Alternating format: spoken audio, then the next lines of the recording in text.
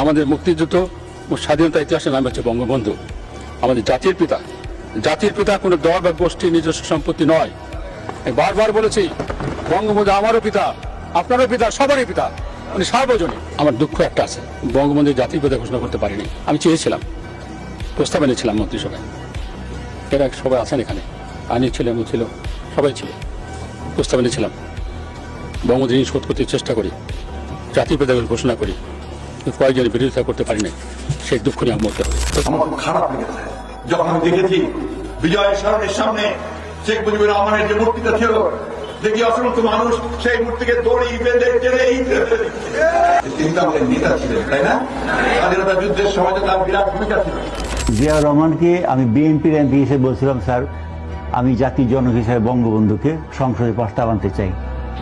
জিয়া রহমান আমার বলছিলেন, বঙ্গবন্ধু বাংলাদেশকে দুবার স্বাধীন করেছেন, ভারতের সাথে স্বাধীনতা করেছেন, পাকিস্তানের সাথে স্বাধীনতা করেছেন। কিভাবে?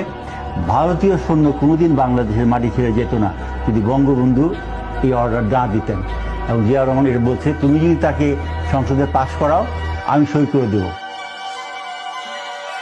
মনে রাখবা, রক্ত যখন দিয়েছি, রক্ত আরো দেব, এদেশের মানুষকে মুক্ত করে ছাড়বো ইনশাআল্লাহ। আমার বাংলাদেশ আজ স্বাধীন হয়েছে, আমার জীবনের সাধন পূর্ণ হয়েছে, আমার বাংলা মানুষ আজ মুক্ত হয়েছে।